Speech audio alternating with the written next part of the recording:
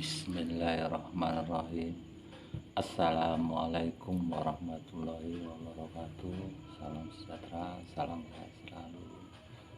Di sini saya akan mengulang cerita akhir zaman yang sebelumnya sudah pernah ditulis.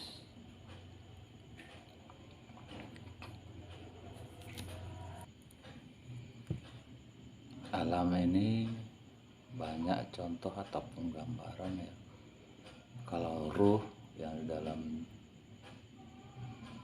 diri manusia ataupun yang di jiwa manusia, tidak semua orang bisa melihat, kecuali di saat akan kematiannya akan tiba nanti. Tetapi kalau dia tidak mengislamkan dirinya, maka wujudnya akan berbeda, tidak seperti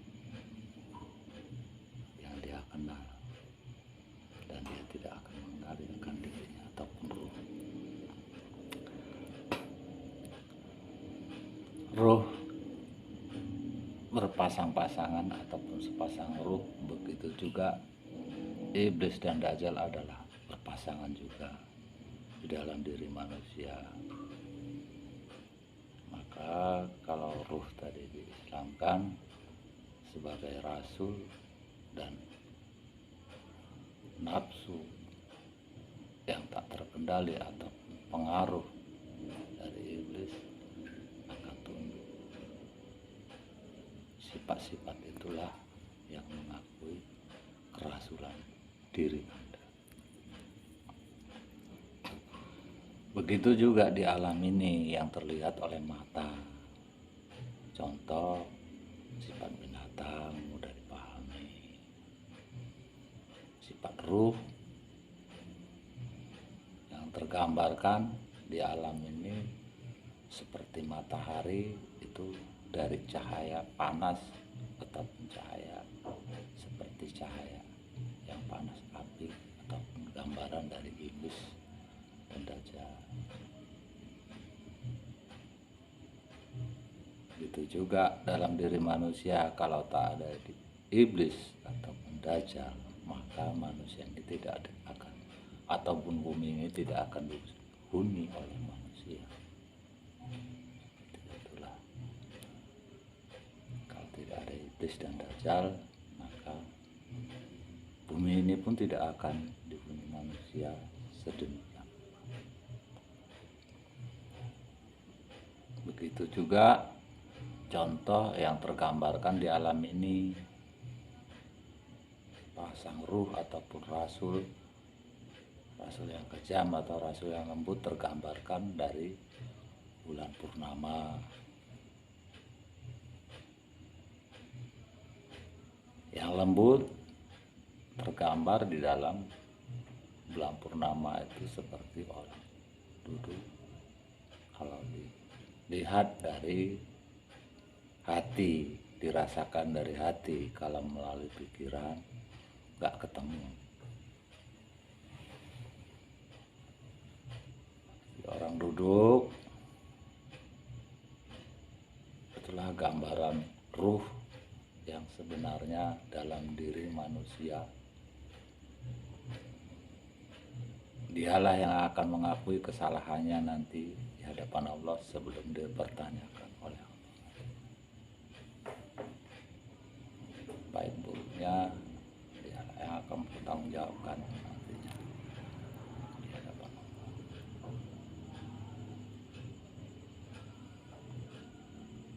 Itu juga dalam diri manusia, dia duduk dan memohon ampun. Hanya saja kalau manusia masih dikuasai oleh nafsu yang tak terkendali, maka ruh yang sebenarnya tidak mampu bersuara karena terbelenggu oleh hawa nafsu. Begitu juga bintang, itu cahaya yang disebut bercahaya ini bermacam-macam cahaya seperti itu. Ada cahaya malaikat, ada cahaya seperti itu. Semua di dunia ini berjarak, berdekatan tapi tak bersentuh, seperti itu. Kalau ditanya masalah langit, manusia itu semua tahu kalau itu langit. Tetapi ditanya apa isinya itu langit, apa itu artinya langit, orang sulit menjawabnya. Karena di langit itu juga nggak ada apa-apa.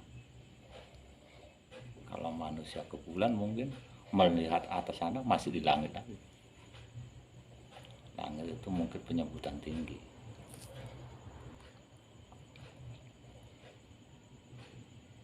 Mengapa alam ini tidak berbenturan dengan planet-planet lainnya ataupun bumi? Semua ini ada jaraknya ataupun keseimbangannya. Penyangga alam semesta ini adalah duduknya sahadat.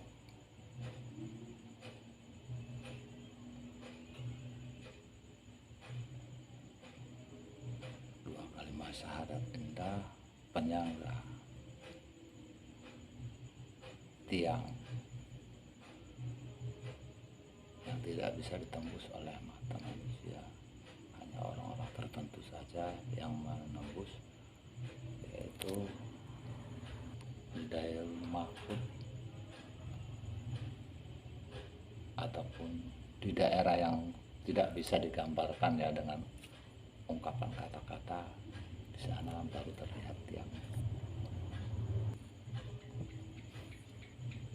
Bumi ini juga tidak bulas sedemikian rupa seperti yang digambarkan. Tetapi karena hanya perputarannya yang kecepatannya tidak bisa dihitung dengan kepintaran manusia, maka terlihat bulat.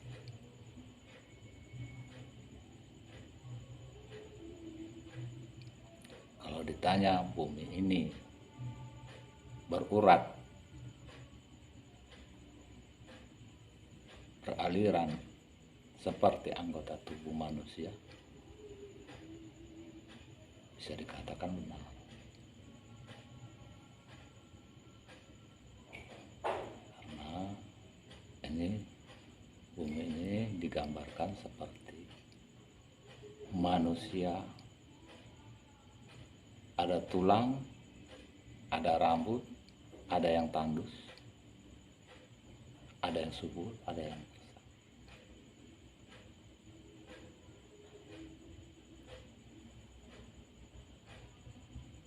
sebagai contohnya.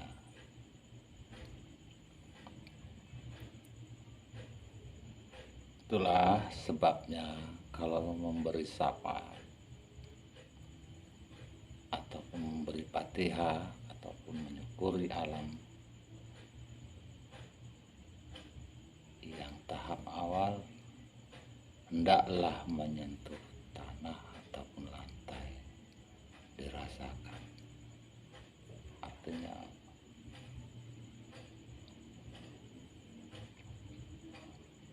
jikalau suatu saat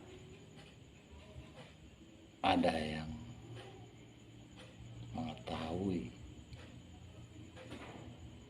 ataupun yang tahu tentang alam ini, perputaran bumi ini akan terlihat.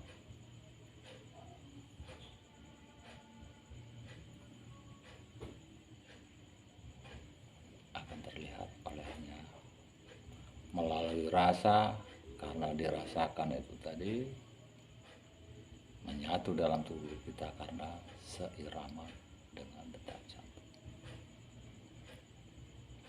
Itulah sebabnya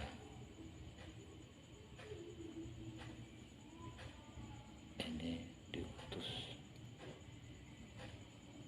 Tidak semua orang mampu, karena kalau mempunyai sifat dengki atau iri, ini tidak akan mendapatkan apa-apa. Kalau dia menyapati, hanya menyapati saja. Kalau hanya syahadat, hanya sebatas syahadat saja. Belajar nyapati ataupun bersyahadat, jangan merasa pandai, merasa rendah. Karena kalau kita merasa pandai ataupun merasa mampu. Hanya sebatas itu saja.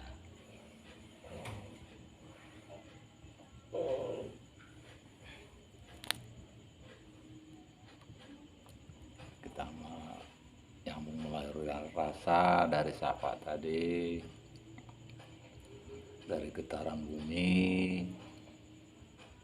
Nah, sebabnya di akhir zaman ini manusia ditunjukkan yang sebenar-benarnya untuk menghindari kehancuran bumi.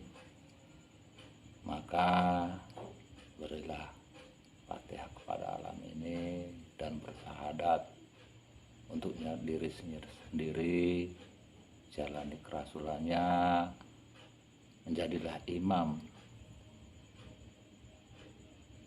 untuk sifatnya sendiri semua. Banyak orang dari sebelumnya ingin mempelajari ajian 2 kali syahadat ini dari zaman tahun apa ya mau kita bilang, jadi perebutan orang. Tetapi tidak semua orang mampu, karena manusia selalu timbul rasa kesombongan, rasa keangkuhan, maka di situ akan sirna. Ajian 2 kali syahadat sebetulnya bukan ajian, itulah mengislamkan diri yang sebenar-benarnya, menjalani keislaman untuk alam. Karena kita tinggal di alam ini, hidup menggunakan zat yang ada di alam juga. Begitu mati nanti, jasad yang menggunakan alam akan kita kembalikan ke alam. Ruh yang sebenarnya akan kembali di tempat yang sebenar-benarnya. Cukup sampai di sini dulu. Sekali lagi saya ucapkan, tiang penyangga alam semesta ini adalah 2 kali syahadat. Jangan lupa sahabat dan bersyahadat.